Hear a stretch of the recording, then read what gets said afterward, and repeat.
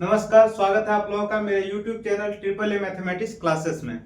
तो हम लोग रिलेशन फंक्शन शुरू किए हैं, उसमें हम लोग type of relation, reflexive, symmetric, transitive और इक्विवेलेंस रिलेशन, ये सब हम लोग अभी पढ़ रहे हैं। उसमें कुछ एग्जांपल हम लोग सॉल्व किए हैं, आज कुछ और एग्जांपल लेंगे और उसमें हम लोग सॉल्व करेंगे। तो यहाँ पे बोर्ड पे क्वेश्चन दिख रहा है, आपको क्या दिख रहा है देखिए। क्वेश्चन कुछ ऐसा है, check whether the relation R define on the set A as R is reflexive, symmetric और ट्रांजिटिव। पहले क्वेश्चन समझ लीजिए कि क्या पूछ रहा है, फिर हम लोग उसे सॉल्व करेंगे। ठीक है, क्या पूछ रहा है, हमें चेक करना है कि ये जो रिलेशन है, एक रिलेशन आर है, किस सेट में डिफाइन है तो इस सेट में डिफाइन है, ए सेट में। ए में कौन कौन सा एलिमेंट है, 1 2 3 4 5, 1 2 3 4 5 6, एक सेट ए दिया हुआ है 1 2 3 4 5 6। इसी सेट में एक रिलेशन डिफाइन है, और वो रिलेशन है क्या, तो वो रिलेशन कुछ इस तरह से है, A B such that B equal to A plus A. जो बी का मान जो होगा वो एक से ए से एक ज्यादा होगा। रिलेशन क्या दिया है, ए बी में कैसा रिलेशन है, तो ए बी में ऐसा रिलेशन है कि बी का जो वैल्यू होगा, the value of B is equal to A plus 1। B का जो वैल्यू होगा ए से एक ज्यादा होगा। तो वही पूछ रहा है कि रिलेशन रिफ्लेक्सिव है, सिमेट्रिक है या ट्रांजिटिव है, वही हमें चेक करना है। एक सेट है ए जिसमें एलिमेंट है 1 2 3 4 5 6। इसी सेट में एक रिलेशन आर डिफाइन किया गया, दिया हुआ है। क्या दिया हुआ है कि ए बी में रिलेशन है। कैसा रिलेशन है कि बी का जो वैल्यू है वो ए से एक ज्यादा है। तो हमें चेक करना है कि ये रिलेशन रिफ्लेक्सिव है, सिमेट्रिक है या ट्रांजिटिव है। तो सबसे पहले हम क्या करेंगे, सेट तो दिया हुआ है 1 2 3 4 5 6। सबसे पहले हम रिलेशन खोजेंगे कि रिलेशन आखिर है क्या। तो रिलेशन जो दिया हुआ है, ए बी में कैसा रिलेशन है कि जो बी का वैल्यू है वो ए से एक ज्यादा है, ए से एक ज्यादा है। यहाँ पे देखिए ए का वैल्यू अगर हम लोग 1 लेते हैं, अगर ए का वैल्यू 1 लेते हैं तो बी का वैल्यू क्या हो जाएगा, ए प्लस 1, कहने का मतलब 1 प्लस 1 यानी कि 2। क्या हो जाएगा, 2। दूसरा देखिए,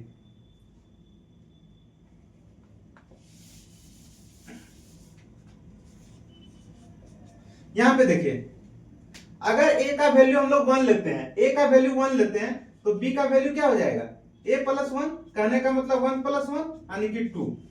कहने का मतलब ए का वैल्यू अगर 1 ले रहे हैं तो बी का वैल्यू कितना आ रहा है, 2 आ रहा है।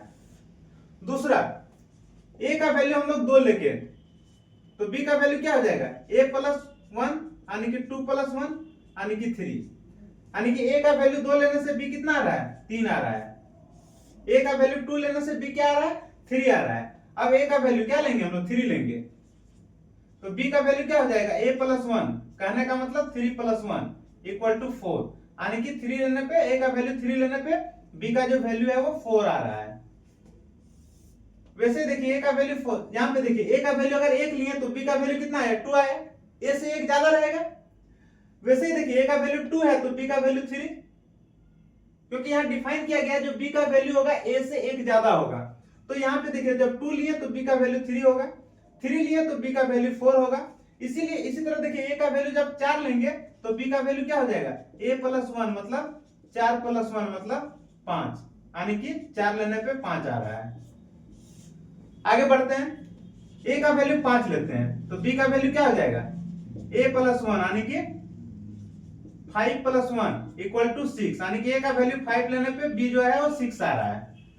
कोई दिक्कत, आगे बढ़ते हैं, ए का वैल्यू 6 तो बी का वैल्यू क्या हो जाएगा, ए प्लस 1 मतलब 6 प्लस 1 यानी कि 7। ये क्या हम लोग लेंगे इसको, यहां तक तो ठीक है, 5 लेने पे 6 आ रहा है। लेकिन जैसे ही हम लोग ए का वैल्यू 6 लिए, बी का वैल्यू जो है वो 7 हो जा रहा है। बी का वैल्यू क्या हो जा रहा है, 7 हो जा रहा है। तो क्या 7 हम लोग लेंगे, इस सेट में है कोई भी रिलेशन, देखिए रिलेशन को डिफाइन किया गया है इस सेट में, तो जो भी वैल्यू आएगा वो इसी सेट के अंदर आना चाहिए, इससे तो बाहर नहीं जाना चाहिए।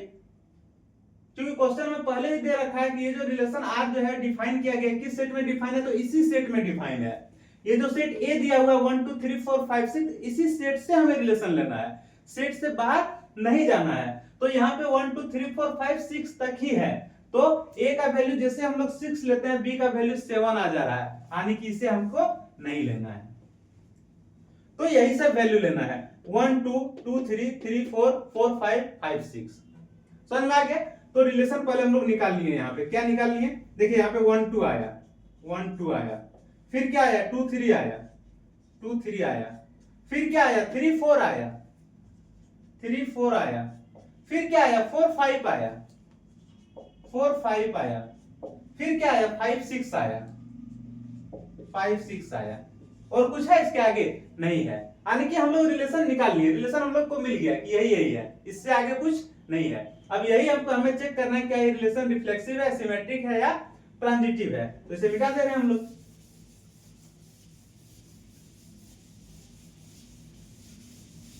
सबसे पहले हम लोग क्या चेक करेंगे, रिफ्लेक्सिव चेक करेंगे। रिफ्लेक्सिव का कंडीशन क्या है कि जो भी सेट में एलिमेंट दिया हुआ रहेगा खुद का जो रिलेशन खुद के साथ होना चाहिए। जो भी एलिमेंट है उस एलिमेंट का रिलेशन उसी एलिमेंट के साथ अगर हो तो हम लोग क्या कहेंगे, रिफ्लेक्सिव है।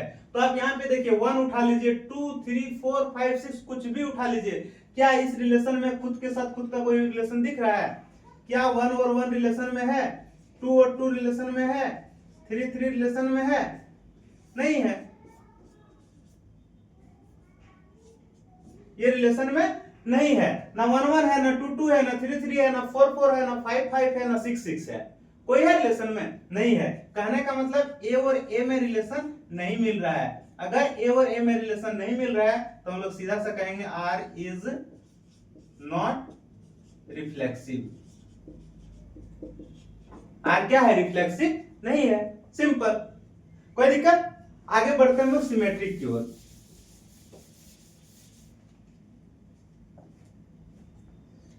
दूसरा है नंबर 2 सिमेट्रिक। सिमेट्रिक में हम लोग क्या करते हैं कि ए का रिलेशन बी के साथ है, तो हम चेक करते हैं क्या बी का रिलेशन ए के साथ है, अगर है तो सिमेट्रिक, नहीं है तो नहीं सिमेट्रिक। तो यहाँ पे देखिए, यहाँ पे हम देख पा रहे हैं अगर मान लीजिए ए का वैल्यू 1 लेते हैं और बी का वैल्यू 2 लेते हैं तो हम यहाँ पे देख पा रहे हैं कि 1 और 2 में रिलेशन है। यहां हम देख पा रहे हैं कि 1 और 2 में रिलेशन है। इसका मतलब ये हुआ कि ए और बी में रिलेशन है। लेकिन क्या हमें 2 और 1 दिख रहा है? यहां कहीं पे नहीं दिख रहा है। 2 और 1 रिलेशन में है? नहीं है। इसका मतलब ये हुआ कि बी और ए रिलेशन में नहीं है। अगर बी और ए रिलेशन में नहीं है तो सिमेट्रिक भी नहीं होगा। तो हम लोग लिख सकते हैं इसीलिए आर इज नॉट सिमेट्रिक। समझ में आ गया? कोई दिक्कत? मिटा दें इसे, मिटा दे रहे हैं।